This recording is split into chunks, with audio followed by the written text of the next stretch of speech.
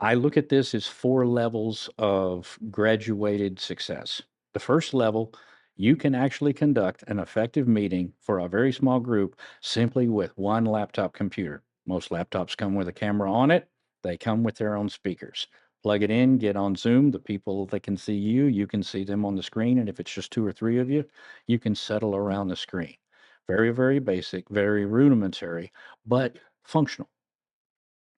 Add a small camera to that to get a better view of the room and plug it into something like a monitor or a television, like we have the privilege of having here at MetroCrest in the party room. And voila, everyone in the room can see what everyone online can see, and vice versa. Once you can do that, then you can expand. The next level is that second computer with a second camera, because one of the first things that we learned was that in order to have the audience experience online,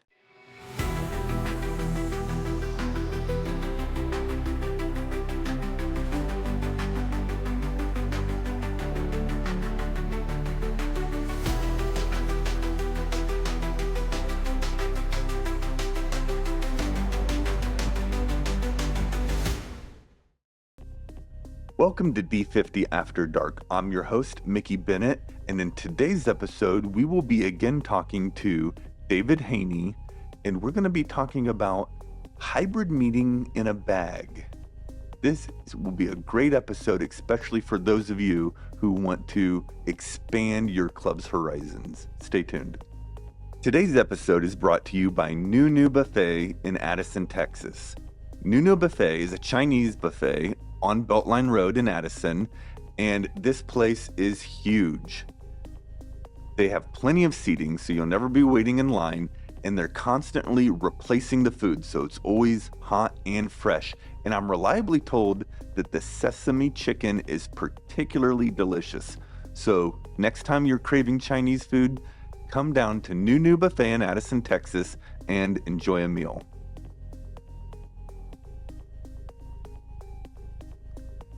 All right, welcome to D50 After Dark. And David, it's good to have you back. thank you very much for having me again.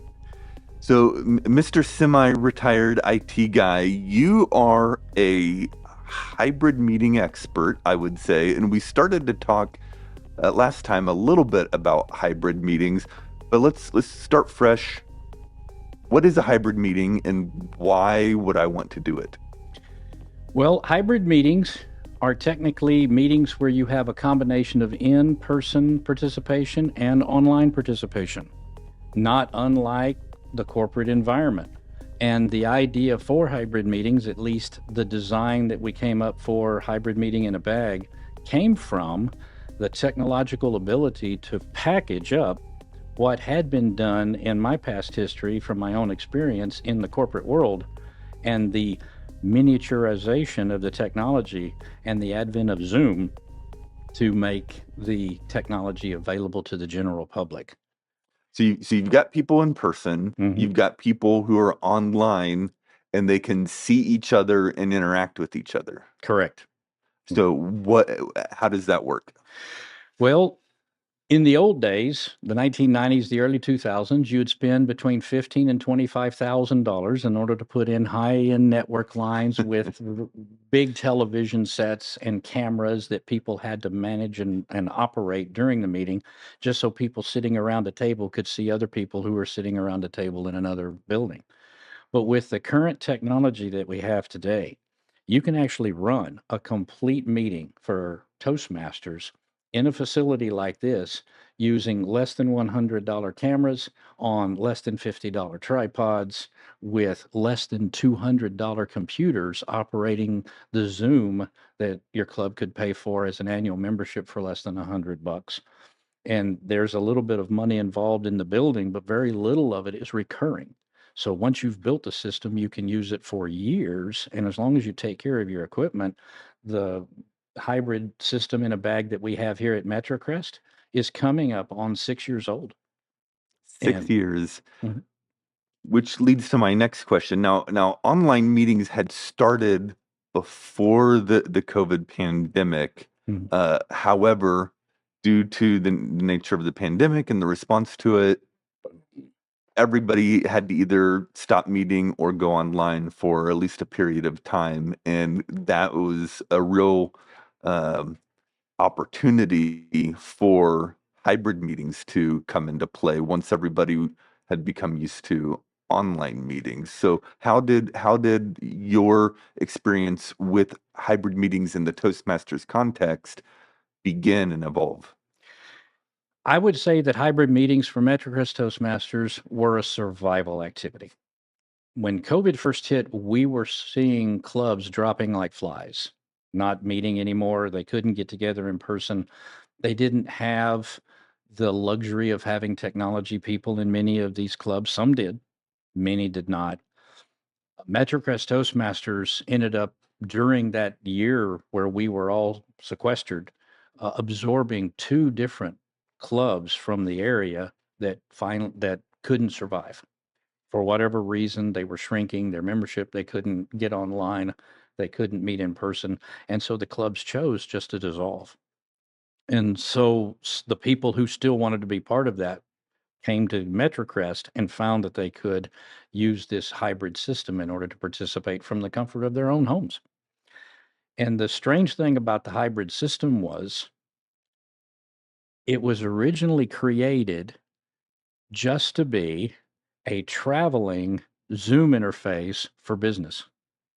I had used it myself whenever I was traveling to other places, especially via my truck driving down to Houston and back, stop on the side of the road, plug in and use the DC adapter in my pickup truck, hang the entire system off of the hotspot in my phone and actually conduct a face-to-face conversation or interview from the side of the road on Interstate 45. That convenient business need, interesting terminology there, but I call it a convenient business need, ended up being the basis of adapting for what we have today in the hybrid meeting in a bag. So you took your experience that you'd already had Mm. and brought it to Metro Crest Toastmasters and provided them with a hybrid experience, and you were able to make it very compact so that you could carry it around in a bag. Yeah, when I say in a bag, I use a standard overnight computer travel bag, and that's where all of the equipment sits. The original system was two used um, Microsoft Surface 3s, which have one USB port in them and a power plug, and they operate wirelessly. I had at the time a 4G phone. It turned out that the 4G phone would work as the wireless hotspot for those two tablets. We went out and bought two $79 Logitech cameras, pointed one at the podium for the speakers and the other one at the audience so the people online could see everyone else in the room and get that feel for the fact that there were other people participating. And that was the initial basis for the hybrid system. Over time, we started adding pieces as they became convenient and available, tripods to get a better camera angle, cameras that had wider viewing angles so that you could see more of the space. So instead of being stuck behind the podium, you could go out and walk in the audience like you do in a real in-person meeting. And then we started adding a third computer. The little education computers that were being sold for about $100 at the time during COVID ended up being perfect machines for running Zoom. You only needed to run Zoom and nothing else. Those little computers could only do one thing at a time, but they could run Zoom perfectly. Plug in a camera, bada bing, bada boom, you've got a working Zoom station for a $79 Logitech camera and a $100 education computer made for elementary students. So your hybrid meeting in a bag. So for those who are working to kind of solidify their own strategy for hybrid, what are the basic things needed for your hybrid meeting in a bag experience? You mentioned like two laptops. Mm-hmm. Eventually you had a third, but you were doing fine. You had two laptops, two cameras, and I guess you need a TV screen. Right. And that's probably the most difficult part to acquire. I look at this as four levels of graduated success. The first level, you can actually conduct an effective meeting for a very small group simply with one laptop computer. Most laptops come with a camera on it. They come with their own speakers. Plug it in, get on Zoom. The people that can see you, you can see them on the screen. And if it's just 2 or 3 of you, you can settle around the screen.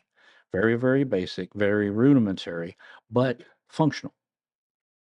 Add a small camera to that to get a better view of the room and plug it into something like a monitor or a television, like we have the privilege of having here at MetroCrest in the party room. And voila, everyone in the room can see what everyone online can see, and vice versa. Once you can do that, then you can expand. The next level is that second computer with a second camera, because one of the first things that we learned was that in order to have the audience experience online, they needed to see the audience in the room. Mhm. When they could see the audience, they could feel like they were part of the audience. Once they felt like they were part, they would participate more. It was a self-feeding process. So, first camera, all about the speaker. Second camera and computer, all about the audience. Then you just add little pieces and parts to make it more effective at level 3, such as better internet access so that you don't have jitters in the process.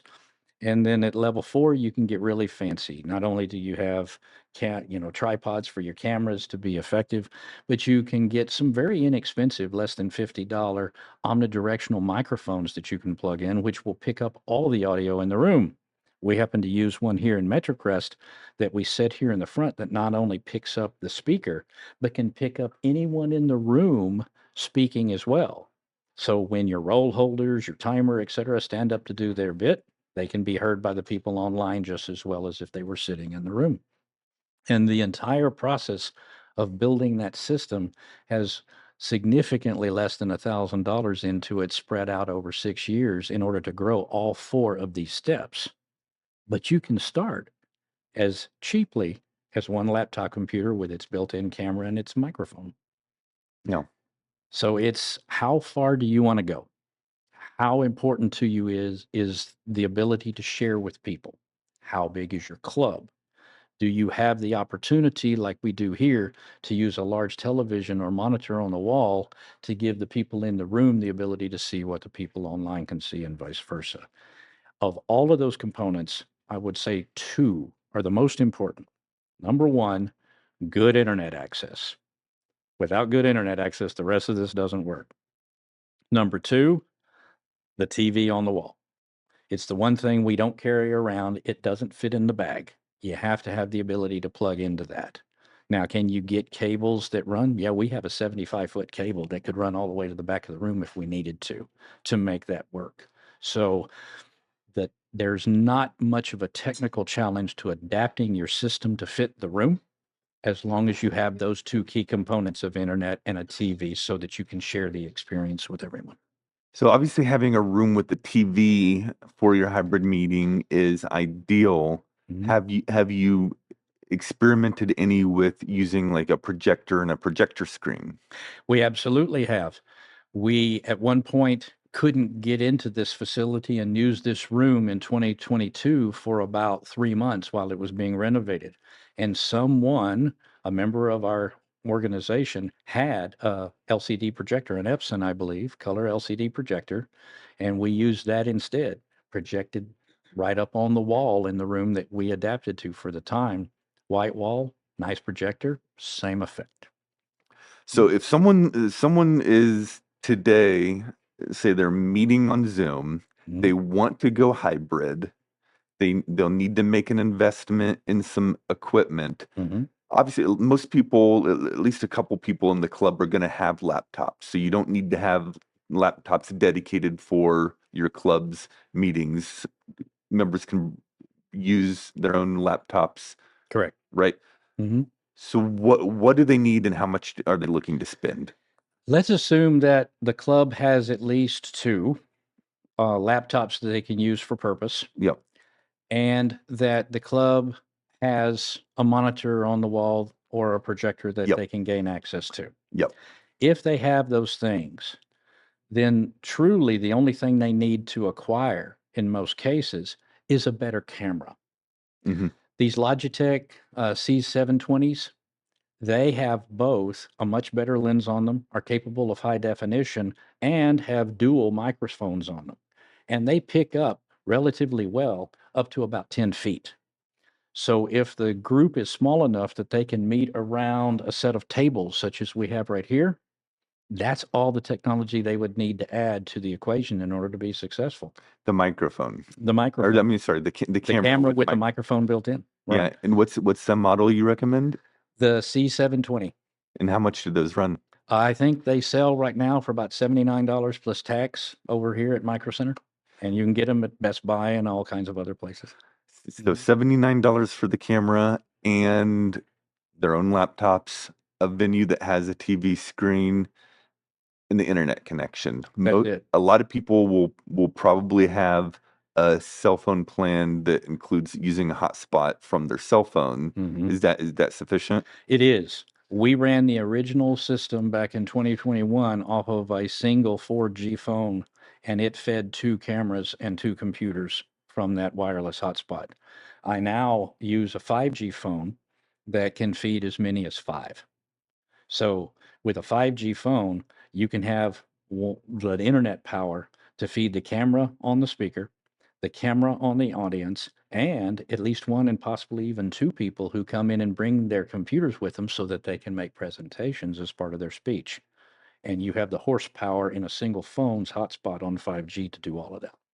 Now, for those who aren't semi-retired IT guys and need a little bit of a step-by-step explanation of how to set this up and how to run it in this way, are there resources out there that could kind of explain to them how to do this? Absolutely.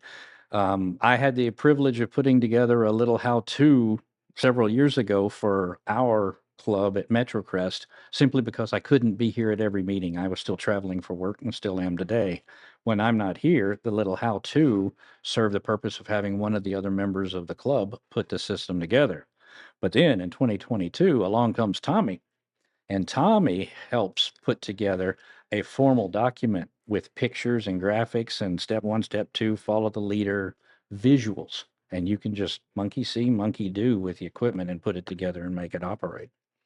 And it's pretty straightforward. It's been made available, I think, for about 2 years. It's been hanging around as one of the files you can download off the D50 website. And if anyone is interested in getting their hands on an updated version, hit up Tommy, hit up me. We'll be more than happy to email you a copy, PDF, and pictures, words, follow the leader. So if they want the how-to, they can find it on d50tm.org, or they can reach out to you or Tommy. That's correct. And I'd say probably start with Tommy and myself first, Mhm. because we've created updated documents that D50 may not have. Okay. But as step two, if you can't get in touch with one of the two of us, go and get the older documents that are out there. They're still functional. They just don't have as many pretty pictures. So how important does implementing hybrid meetings, how important has that been to the success of MetroCrest Toastmasters? Hybrid meetings were the key to survival during COVID. Yeah. No question about it. After COVID, hybrid has been a key flexibility element that allows members who are having a change in job, a change in life situation, to continue to come when they can't physically be here and present in person. If you're a business person and you travel for work, but you want to continue to participate and interact, hybrid is perfect, because hotel room, office conference room, doesn't matter where you are, there you are, and you can be here. Simple login on Zoom and off you go.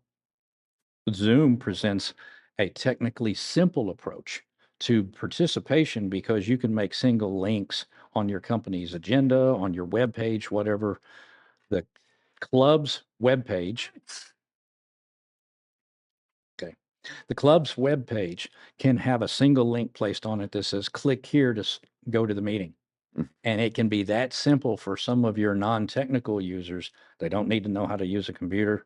They can just open up their email, open up the agenda, click on the click here, and off they go right into the tool. And in MetroCrest, we have no logins, no IDs and passwords. The system is somewhat secure because it's unique and only known to the club members. But for the non-technical of the group, it's a one-click solution. Click on this and off you go, and you're in the hybrid meeting. No stops, no passwords, no, I have to go somewhere else. It can be made very simple for club members who may not be familiar or comfortable with technology so that they can make that adjustment and get used to it. At Metrocrest, we've got a couple of people that are so used to it that they actually attend more now remote than they attend in person. And as the VP of Ed, I kind of got to go somewhere every once in a while to get into the building, but that usually happens rarely. And the ability, we have members that are in England. We have a current member who used to be our past president who's in Wyoming. It really doesn't matter what time zone you're in, what locations you're in. If you've got a computer and you've got an internet connection, you can participate in a hybrid meeting. It's that simple.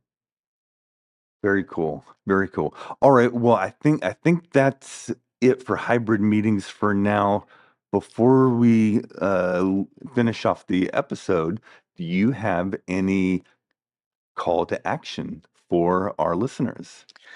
If your club is considering growth, if you're looking to expand beyond the 5 to 10 mile radius borders of your in-person participation, you don't have a huge amount of money, but you do have a need and a desire to have people from outside your area come and participate, hybrid is a wonderful way to get more people involved.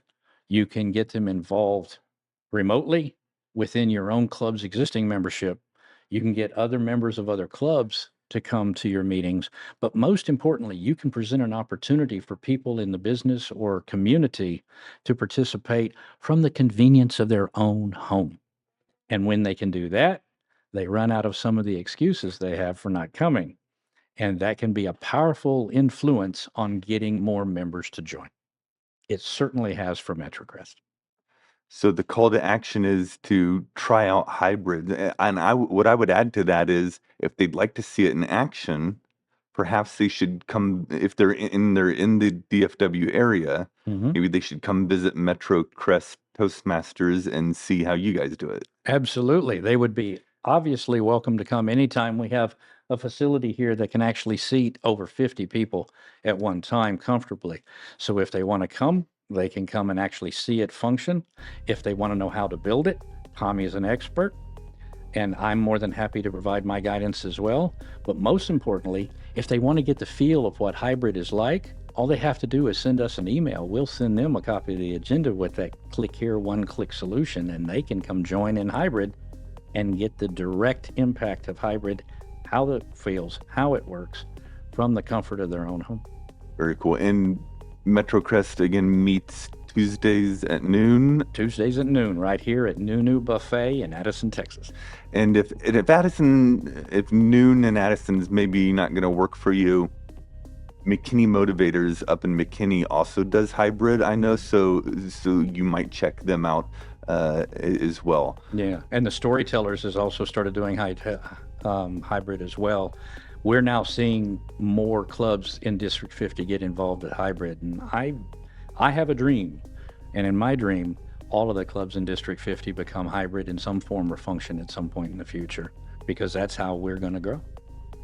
Very cool. Very cool. All right. Well, David, I very much appreciate you helping us to explore the concept of hybrid Toastmasters meetings and your success with having it a hybrid meeting in a bag. Very cool. And I appreciate the conversation. And for our listeners, we're going to have another conversation with David in our next episode. We're going to talk about AI tools for Toastmasters. I know that's the hot topic. You can't really get through any conversation anymore without somebody bringing up AI. Well, we're going to talk about how AI might apply to your Toastmasters experience. So stay tuned for our next episode of D50 After Dark. I'm your host, Mickey Bennett. Thank you for joining us.